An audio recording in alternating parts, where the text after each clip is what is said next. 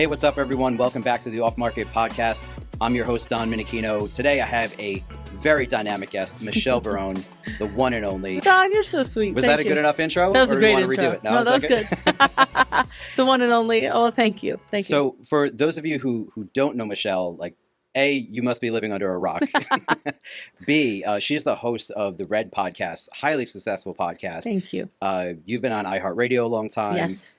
You own MBM Marketing. Yes. You do all my marketing. Yes. Full disclaimer. Yes. We'll talk about that in a bit. But, first thing is first, like, you have kind of like a songwriter's soul to everything you do. Yes. And that's because that's how you got your start. Yeah, well, that's a great, no one's ever put it like that before, Don. You know what? You're great at this, Don. No, but I did start in songwriting. So I went to Marist College. At first, I went to Iona for a year. Yeah. Then I went to Marist and I went for marketing. And while I was at Marist, I did a show on a local station called K104. I don't know if you guys have ever heard of that. But I did a songwriting, I did a singing contest there, and I got like one of the top placements there. And then I met this lady. I was bartending, and she came into my bar, and her name was Liz. And she was like one of my good friends. And she said, "You know what? I liked your voice today. I know some people who produced for Mariah Carey." And I was like, "Is this real?" I was like, "This can't be real." Mm. And she's like, "No, I think we could do something." So I went down 2 days later to this guy, Neville Hodges' studio in Mount Vernon. And he, in fact, did produce for Mariah Carey, but, she took on a bunch of artists from that contest that day, and her and I just became best friends. Really, nothing really ever amounted from that, but I did meet a ton of people. We had a big show at BB King's. It was my first experience with a manager, and I did grow from there, and I built a large network. I did a lot of performances, eventually was managed by big management in the city who owned David Guetta's Publishing, Chris Willis. I wrote 500 songs in 2.5 years. And performed in over 250 venues.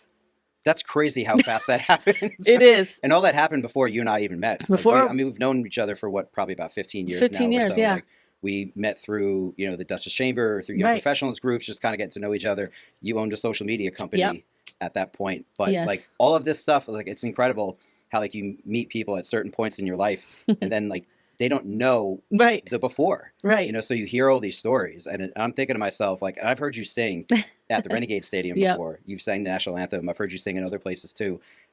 And I'm just like, I feel like you just like popped out of the womb with a microphone in your hands. I did. My daughter's the same way. We both like sing really big. We have big voices. I've sang the anthem for 10,000 people many times. I've sang for many people, a lot of big audiences, open for people like Neo and anyone who was popular from 2005 to 2010, I opened for them. Wow, that's incredible. I did a lot of crazy things at that point, and it was beautiful. I was around a lot of celebrities, and I also believe like who you hang out with is who you become. But I feel like my path has been different because I'm here as well to be a businesswoman. I'm not just a face. I'm not just a singer. I like business. Sure. I like negotiation. I love to help people build their personal brands. And at the end of the day, that's what I like to hang my hat on, is building my personal brand, other people's, and to do things for a greater good. I like to make a real impact in society. Yeah. What was it like kind of having some of those initial moments where someone discovered you and suddenly you're writing songs and you're singing? Like, did you have any idea at like 10 years old that you were become a singer? Like my wife and I like love American Idol and we watch The Voice too. Like we love shows like that and you hear all their backstories and some of these people have been singing in bars since they were 12 and I'm like, how is that even possible? But like at what point like did you realize that you had a voice? This is funny. You mentioned 10 years old. So I was very young. I took lessons starting at 5 years old. I just loved to sing at home. My mom has a nice voice, but never developed it. My dad had a really big voice, never developed it. But my mom sang in Italian. She wanted to teach me the Italian songs so the Italian songs didn't go to hell. You know what I mean? She wanted them to stay alive in the family. Sure. But what happened at 5 years old was my cousin was a drummer. He came to Christmas Eve. We have 75 people every Christmas Eve. We have big Italian, 7 fishes, all that. And he came and he said, Michelle, he was like, I want to write a song with you. You're a really great singer. Let's write a song together. So I said, well, he said, what do you want to call it? I said, I don't know. He goes, all right, let's call it I Don't Know. So we wrote a song called I Don't Know. And 3 months later, it won a national award. And it was a short little song, but I brought it to my music teacher at school. And she had a connection to this inn of this association. And then I was in all the newspapers at 10 years old. And I was like, I cannot believe so cool. a song I don't know, literally, just got this accreditation. Yeah. And from then on, it was one thing after the next. If my class at school got, if there was pictures for graduation day, somehow I was in it. Mhm. I don't know. I just had this magnetic thing of always being in the spotlight and without even trying. Mhm. And then I was like, I got to just do it. So Yeah. at 18, I really tried it. Before then, I was too scared. I Mhm. had like an introverted personality, unless you knew me, which is hard to believe. But People then, say the same thing about me though. Yeah. Like I was very shy kid, yep, and I didn't really like break out of my shell until like my late 20s. really late 20s. You guys don't know the introverted, Don, quiet Don that just kept to himself. what I made you change? I think going to college kind of opened me up to a lot of different perspectives, and I don't know, like I feel like there was this point, and I know this is something that you talk about too on your podcast sometimes. It's kind of like you got to shift your mindset and break out of like the 9 to 5 Yes. sort of mentality, and stop just constantly doing things for other people, which is still good. It's a core, it's part Right. of who we are, right?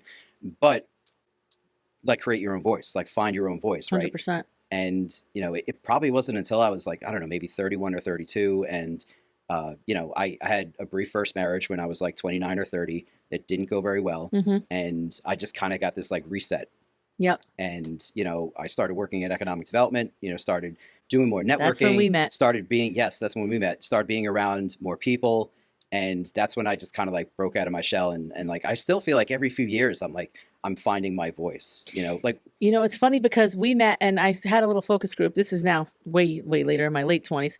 I said, Don, I want you part of this group because I want to do remember this. that. I want to Yeah. really become someone. Yeah, you And called it your board. My board. I Yeah. said, I want my personal board to help me and tell me what you see of me. Mhm.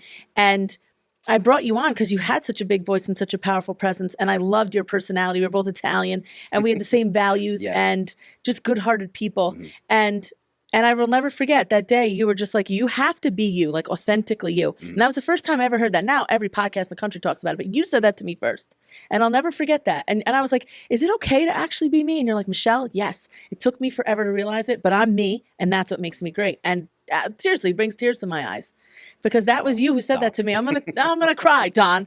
I'm always crying over here. I'm so much better at giving other people advice than taking my own. Yep. And it probably was only up until maybe 5 or 6 years ago when I kind of put my foot down on Yep. myself, and I was like, you know what, like stop thinking about doing things and Yeah. talking about doing Yep. things, and just do it. And so that's when I quit my job at Think Duchess. I got my real estate license, Yep. started doing commercial real estate, and I had a moment in 2020 during the pandemic when I was like, you moron, what did you do? Yeah. But like that lasted 5 seconds, Right. and I was like, you know what, I'm done being afraid of what can possibly go wrong. Right. And you just take that energy and just flip it into something else. And now I finally feel like You're I you. found my voice, but it takes some people longer than others. Yeah. It took me, I distinctly remember 5th, 6th, 7th grade, I was very vulnerable. 8th grade, I felt a little better because I was like the oldest in the school.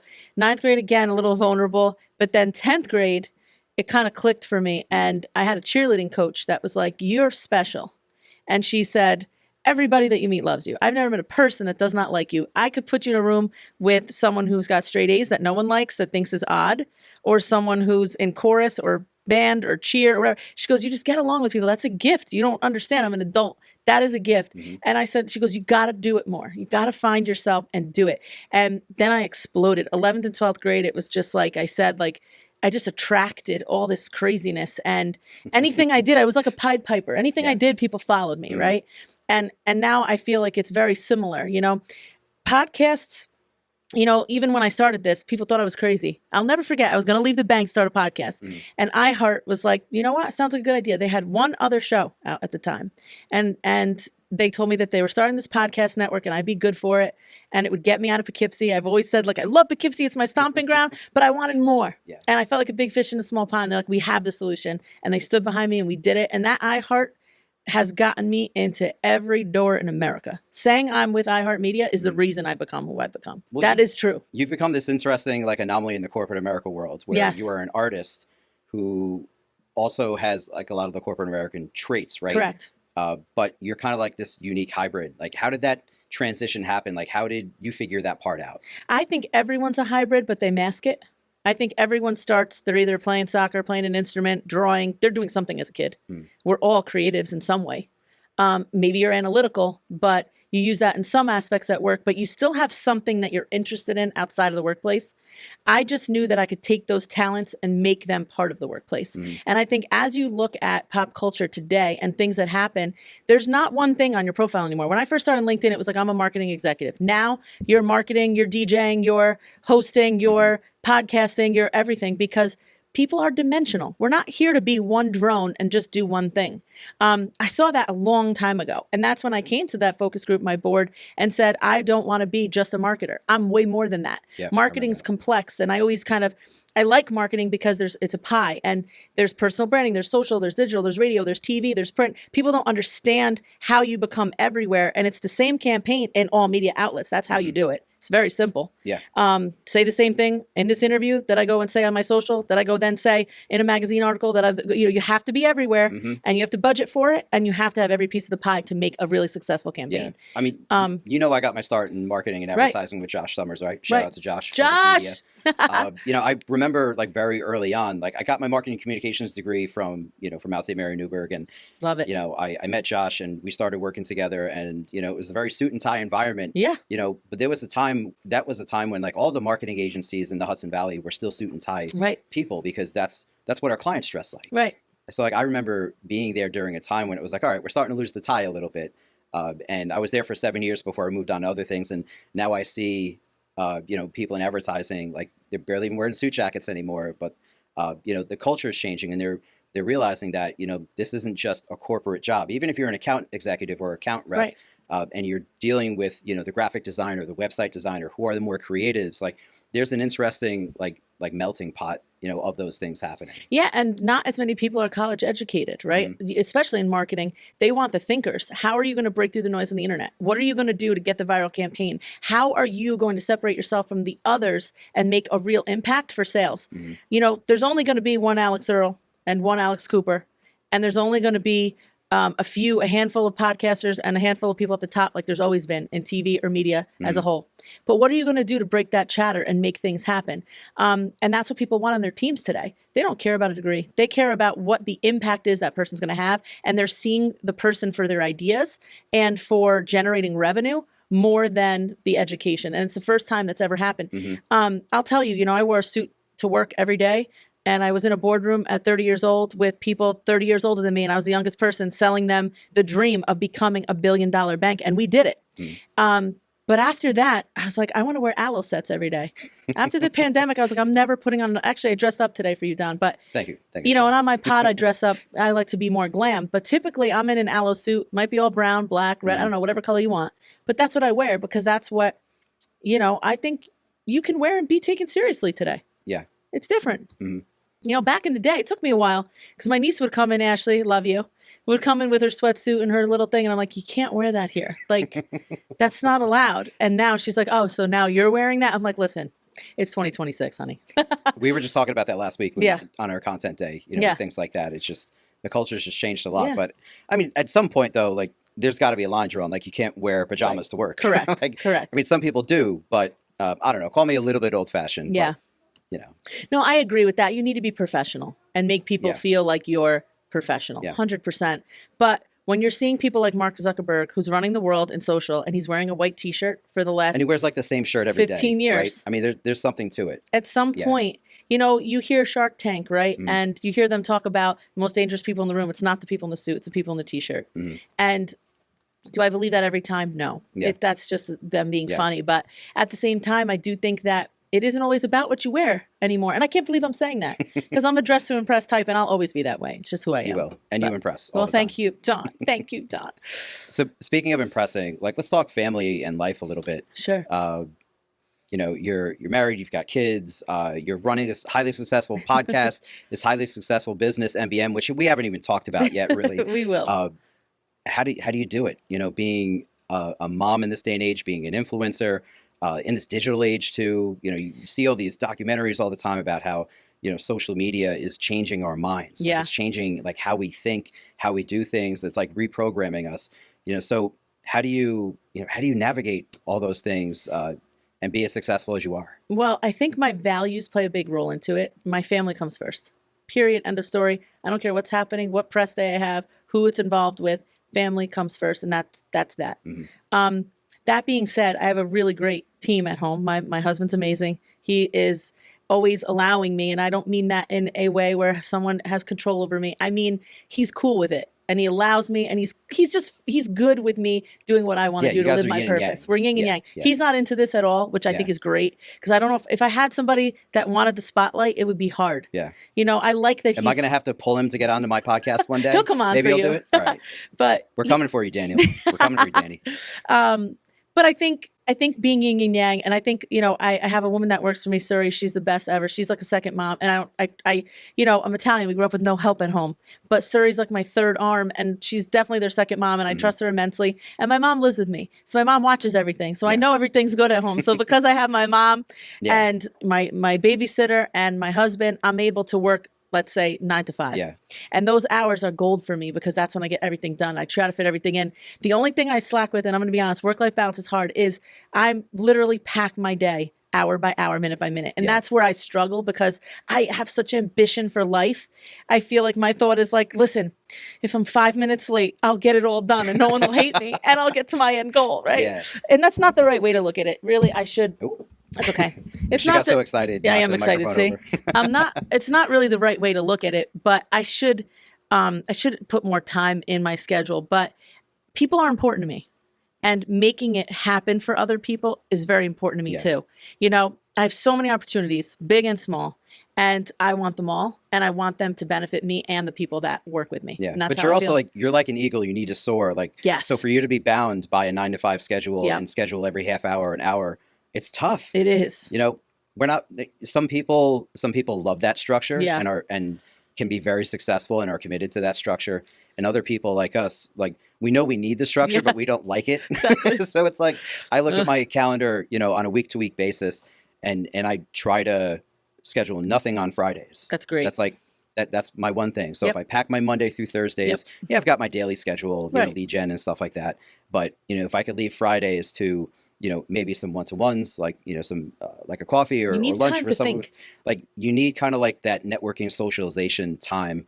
And I'm not talking about like all the evening events that happen, but like you need kind of like that one-to-one, like personal time. And so like that's what I try to do on Fridays. But Monday through Thursday, like, it annoys me when I wake up and I know what's coming that day, and I'm like, I have 8 appointments today in like 9 hours. I'm like, oh, why did I do that? I hate living like that. But sometimes like you just have to. It's just it's business. It's life. It's, if you don't take a meeting and you end up losing a listing or something like that, it annoys me because like that's my own doing. Exactly. It is your own doing, and you have your own fate in your own hand. Yeah. And the thing I struggle with all of this is the relationship side.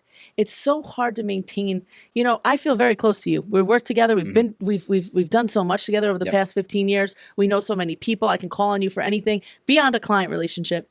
And I feel like that with my clients because I like all of my clients very much. We're very close. I don't take something on unless I really believe in it, because I don't have the time to take anything else on unless I really believe in it and it's worth it. Right. And I'm very lucky to be in that position because not a lot of people are, but I am. And if I put my name on something, I want it to be awesome. Yeah. And I love what you've done, and I love what we've done together. And I can only see it growing from here. You've been a big part of like where I am right now. Oh, thank you, because Don. I think we had our first meeting almost 2 years ago. Yes. Where I said, guys, I need help. It's like, I need help. I need a marketing arm, you know, because just like in any business, you know, in real estate, like there's only so much you can do yourself. Right. You get to a certain point where your days are full of administrative tasks and you're like, I don't want to do this anymore. Your day is full of all these marketing ideas that you don't have time to implement. Right. And even though I was in marketing and advertising myself, like that's not what I do now. That's, you know, I'm doing commercial real estate. I can't do all these things that, you know, I used to love doing. Yeah, I love writing scripts. I love like putting ads together, like the creative side of putting a social media graphic or something together. But like, I just don't have time to do that stuff anymore. So I came to you and I was like, I need help. Like, please help me get out of this or just get to that next level. And, you know, you guys did a SWOT analysis. You know, we identified everything, came up with a game plan. And, you know, you acknowledged that like I was immediately just overwhelmed by all these things that we had in planning, and said, okay, let's just take baby steps. Let's do some videos. Let's do some social media stuff. And, you know, I've had this podcast idea for like at least a year and a half now. And you were finally like, you can't do it yourself. Like, I need to find you someone to help you out. So you hooked me up with Connor. Yep. So Exactly. like here we are. Like, so now we're doing something else, but it's all about like leveraging the people around you in a Right. positive way. In a positive way. You know, your sphere of influence is there for a reason. You need each other to win. Yeah. You cannot win alone. Yep. And it's not using somebody. It's literally leveraging. Like, I help you, you help me. Like, this is all, again, we're in it to win it together. Like, anything I can do to help you, if it's gonna, if I do something that can benefit you, you're in. There's no questions, right? That's the way I like to roll. And Connor's amazing. Like, I love Connor. He's incredible. I knew the two of you would be a personality fit, production fit, and MHA. I have to give a shout out to Andrew Grady. He's a big partner of Red, and you know, Mental Health America is a big part of my show, and I take very big pride in having them a part of this. And we're starting something called the 988 Challenge, which you have to do. Okay, tell me about it. I haven't heard of it yet. So it's you have to scream it, sing it, or show it. 988 is the mental health crisis line. Okay. And it's the mental health 911. Okay. So if you're ever in crisis, you call 988. So we're going to be doing a social media campaign kicking off May 1st. Okay. And we have a ton of influencers that are going to be posting 988 videos. So you can scream it, sing it, or show it. We have a song we're going to put behind each video. We'll do it for you. Don't worry. Okay. But you have to be in it. So you have to do something. Yeah, you can see me getting nervous trying to figure out how to do this. Like, we got just tell me what to do and I'll do it. Yeah, exactly. Yeah. And we want everybody locally to push their 988 videos out. People need to know that 988 is countrywide, 24/7, 365, just like 911. And don't be afraid. Pick up the phone. There's a voice on the other line. They want to talk to you. They want to help you. And that's our big initiative for this year. So I love that mental health has really been there for me, and I would love to be there for anyone in need. I've struggled with anxiety. And everybody has certain anxieties or stressors. And here it is, the 988 Challenge. It's right here. I like it. Sign me up. All right, done. Perfect. Thanks, Connor. So the other thing I'll say is personal branding is a really big one for me. And again, going back to my husband, who's super supportive, my kids like personal branding now. And around the house, it's like, because they know mom's idea driven, they're like, oh, I have this idea. And last night, my son turns on his TikTok. He's 11. He's going to be 11. Don't crucify me for having a TikTok for an 11-year-old. I watch everything he does. And I have parental guidance. We'll get to that in a second. We'll get to that. Yeah. But anyway, he's like, Mom, I want to cook steak and I want to show it. So let's do it. So he's like, Mom, this was the best hour. He's like, can we do breakfast? I'm like, sure. And quality time becomes idea. It becomes generating. It becomes personal branding and how you say something, how you speak to someone. That's what I want my kids to learn. School is great. They need to know their math facts. They do. But these interpersonal skills that social media allows, to me, is so important. And it's time my son's never going to forget. Why? Because he has a video to show it. Yeah. And because he felt awesome doing it. You know, we could have cooked a meal together, but because we videotaped a meal and we were together, it's a different experience. Sure. It's documented now. It's documented. So as an influencer mom, like how do you, I know we kind of got into that a little bit in the beginning here, but like, how do you navigate the digital world with your kids? Because like there are a lot of great assets that social media offers, but you know, if you're not watching, I mean, there's so many other directions that it could take with kids these days. So adults bully too on social. Yeah. And I've experienced it. You have. Everyone has. You're seeing it from another lens, or you're involved in it somehow. I had someone recently come on my show, and they're a very controversial person, and there was a ton of comments that were really negative.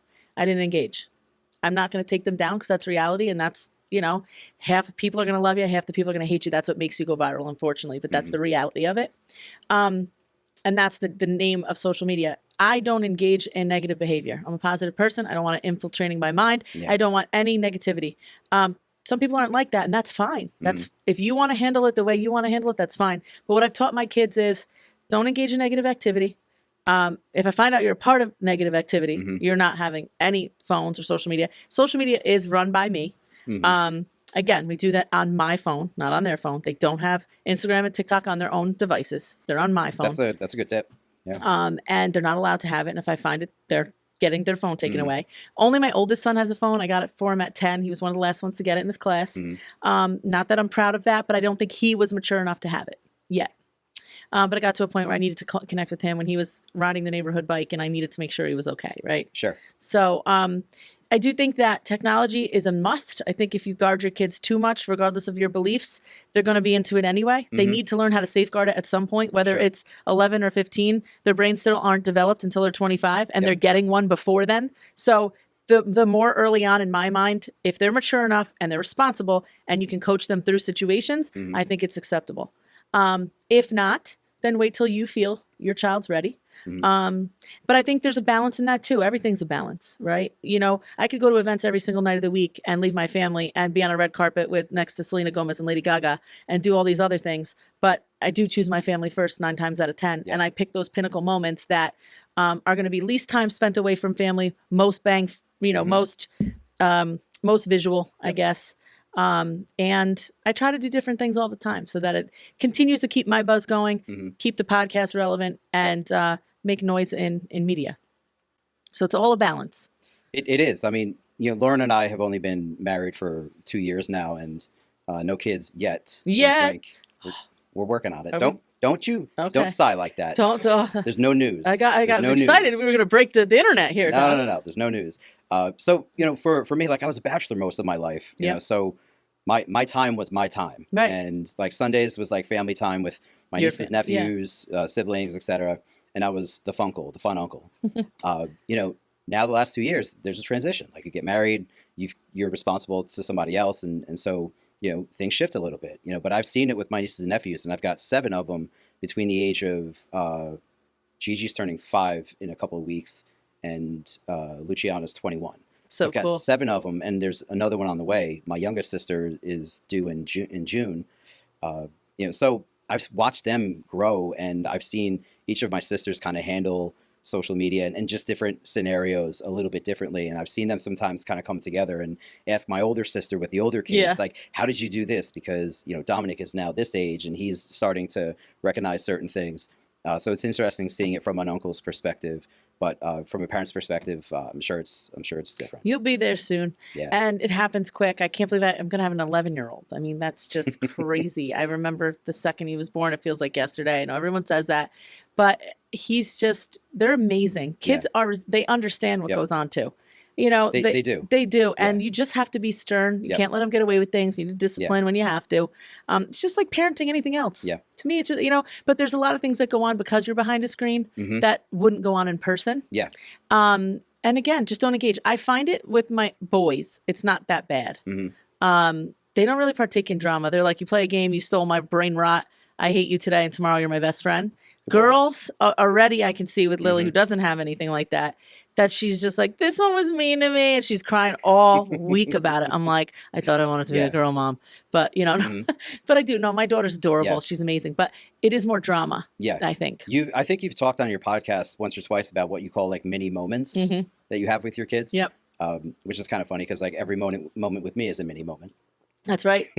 Don Mini. But I get it, and I understand the idea behind it is that we're so distracted these days with so many different things that it's so hard to be in the moment and really just shut everything off and just tune everything out. So when your kid, or like in my case, like one of my nieces or nephews, like says something or asks me a profound question, and I'm like, you're 12. Like, what are you doing asking me this question? Like, you're way ahead of your time. Like, you shouldn't have to worry about this stuff. But or they do something, or you're at a play or a soccer game or something like that, and they score a goal, and we've got our phones in our pockets and they're buzzing, and like you're tempted to look at your phone because it could be an email from a client or a phone call or a lead or something like that. But I've learned to just put my phone on silent. Yep, me too. During those times, and it's tough because, I mean, let's be honest. There's no such thing as an emergency in commercial real estate. No, like exactly. Almost anything can wait. Right. There's moments where somebody's urgency like requires your action, but for the most part, like there's no emergencies. Yeah. So I should be able to shut my phone off for a couple of hours, even in the middle of the week, right, for an afternoon, to go to someone's game or someone's play or something like that. It's so important. But as adults, like we didn't grow up with these. Right. So, we have to reprogram our brains to realize that like, hey, we don't need this on all the time. It doesn't need to be on my chest. I don't need to feel the buzz. Right. I'm getting satisfaction in other areas of life. It's so hard. It is. I will say, like, I was at a play the other day for school, but my kids weren't in it because whatever, they were not in that one. They're in a different one. And I was texting, my son was in one place, my other son's in another place. So I'm texting this mom this, I'm texting that mom my phone's blinking. I feel guilty. I think there's so much guilt that goes on with parents. Whether you're on your phone or off, you're like, oh, I did it this time, but now I feel guilty because I didn't answer my client. Like, no matter which way you do this, you're guilty. It's about balance, but you're going to have to pick up the phone at some point, and it's usually going to be right after the play when the kid's right in front of you. So you're guilty regardless. It's hard. I would say that, again, I don't mind my kids watching me work once in a while, but watching me work all night while I'm doing their homework, not acceptable. It's putting those boundaries in place, right? Between 5 o'clock and 8 o'clock, I really try not to be on my phone. Then I might take a call at 9 if something's urgent, depends on what it is. And again, keeping that networking part is so important to me because relationships are what makes everything happen. And it's not why I'm friends with people. I love people. If I don't gain a thing from you ever again, Don, I still love you to death. Like I'd do anything for you. Like we've just built that rapport. And that's what I like. Like I love having these relationships with people that I can just, you trust me, I trust you. You know I have your best interest. There's no jealousy. We just want to win together. That's the most beautiful relationship, right? And I love people. And I think that sometimes is hard because I want to, I really care about someone calling, but I'm at the soccer game and like, I have to be present. So I do struggle with that a bit, but it's all balanced. Call them afterwards, figure out another time.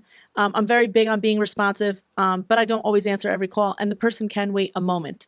And you know what? Do you really want that prospective client or that client that doesn't understand that? Right. Do you really want them around? Do you want them in your circle? Right. And, you have to deliver for people and you have to do the right thing. But you also have to have someone who's a little understanding, compassionate, because we are all human. Yeah. And we're all doing the best we can do. And that's the truth. And this is all culminating in a discussion about the Red podcast. And I know we've been going a while here, but your podcast is not just about, it's not just about business. It's not just about the glam life. You talk about a lot of interesting topics, on your podcast. You seem to be kind of going through this, like, I would call it kind of like a season of no filter or unfiltering, right? Yes. Tell us about that. Like, how did you get to this point where you're like, you know what? Like, we're going to talk about mental health issues. We're going to talk about all these things. Because, like, this is reality. Like, we can't always have this, like, camera on, perfect sort of mask like you talked about before. Yeah, I totally think it's about being unfiltered. I think that authenticity sells. I think that, and forget selling for a moment. I just want to be real. I like that I can bring someone on and they feel comfortable enough with me to share their real feelings. And that person could be a Teresa Giudice, who's huge, who has been through hell and back. Or it could be, an influencer with 300,000 followers that's like really making an impact cooking best Sicilian meals. Like, it doesn't matter the level of person. I think it matters gaining what the audience wants to hear and what they're willing to share. Yeah. So to me, that's being unfiltered. Everyone can relate to a mental health issue. Everyone's either been fired, had a bad breakup, been divorced, had a child and had a weird thing happen during pregnancy, lived a perfect life but still feels depressed. Everyone has something that they can relate to mental health wise. We are wired to have some type of challenge. That's what we're here to do, overcome obstacles. And those feelings, can amount to great trauma at times. So I think it's important to talk about. I think the stigma isn't what it used to be, thank God, and we can talk about it freely. But I also think that awareness to when it's really bad is important. The Red podcast has done, oh my God. When I was at Rhinebeck Bank and we started a show called Wake Up with Rhinebeck Bank. I remember that. It was interesting because we wanted to take the bank to $1 billion. We created an internal plan called The Road to $1 billion. And I wrote this whole thing up. It was like 45 pages long. And I brought it to my boss. And I said, what do you think? And he's like, I like it, but we'll see, And a few months later, we rolled it out. And in his own version, and it was internal only. And I was like, oh my God, I'm so freaking excited. If we can really do this, like, I'm like the greatest person in the world, right? And again, I'm 30 years old pitching to twice my age folks who have been set in their ways for many years. And I'm like, I sold it. Now I got to deliver.